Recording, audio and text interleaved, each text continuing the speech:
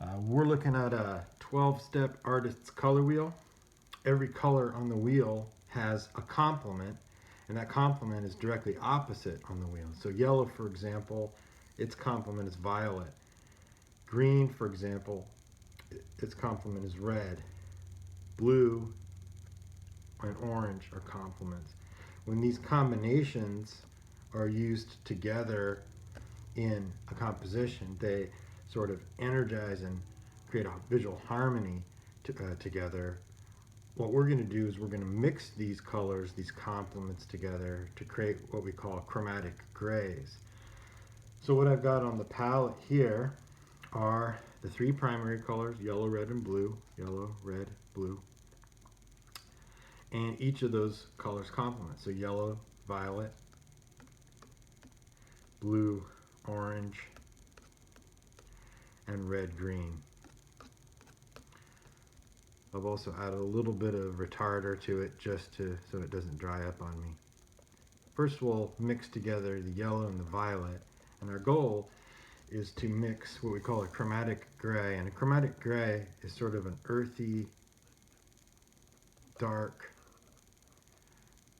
toned color, and the brightness immediately goes away when these complements are mixed together. And if the proportions of the two are equal, you get what we call this a chromatic gray. So I think this one's somewhere right in there. Maybe a tiny bit more purple. Okay, so we get this brownish earthy tone. Notice how the intensity or the brightness of the spectral color goes away, creates this toned color. So what we'll do is yellow violet, we'll paint that little swatch right there, and it creates this kind of earthy, dark, brownish gray color. I'll also add a little bit of white to it so we can see the hue better. Okay, a little white, and you can see that you get this nice middle value tone chromatic gray from mixing yellow and violet. Okay, next we'll go for red and green. Two complements, red and green, opposites on the wheel.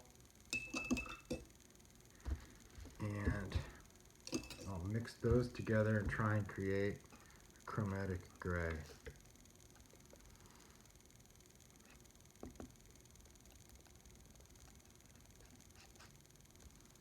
A little too much red.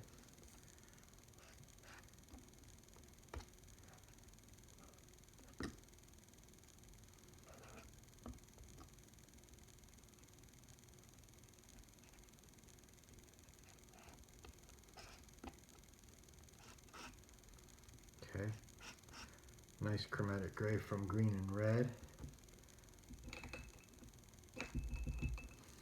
Let's paint that down.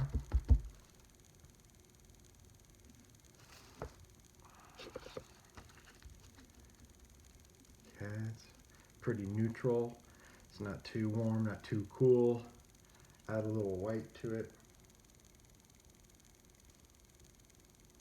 You can really see the gray from this one especially.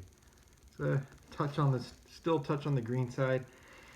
It takes a little nuancing of both of these colors mixed together to get that really middle neutral chromatic gray, but you can see how the brightness and the intensity goes away from these colors when these complements are mixed together. Let's do one last one. We'll do the blue orange.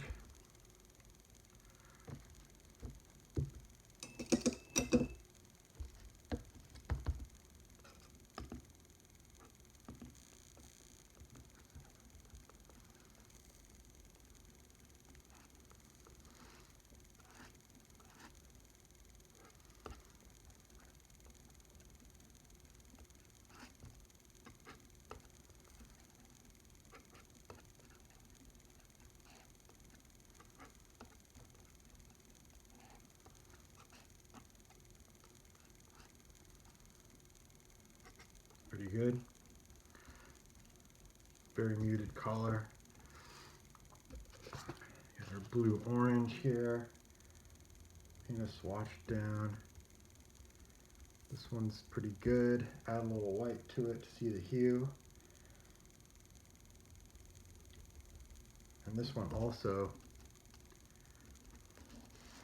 this one probably is the best of the three in terms of getting a neutral chromatic gray, a gray that doesn't seem to be warm or cool or biased toward one or the other of the complements.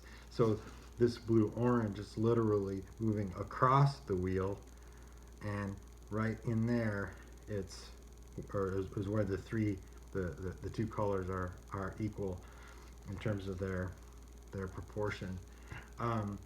So chromatic grays are made from all three of the primary colors. So yellow, violet, you've got yellow, and then you've got violet. Violet's made from red and blue, so yellow, red, and blue are all present in that mixture. You've got red and green. Red is a primary, green is a secondary. Green's made from yellow and blue, so yellow, red, and blue are all in that mixture of complements, red and green.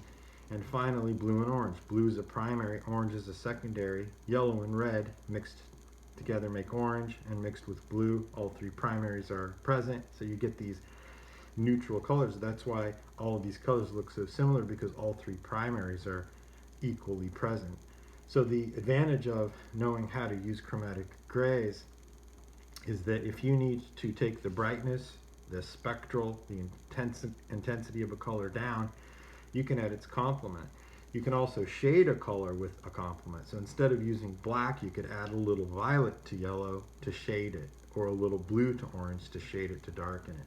So it's a good practice to know how to make chromatic grays from the mixture of complements.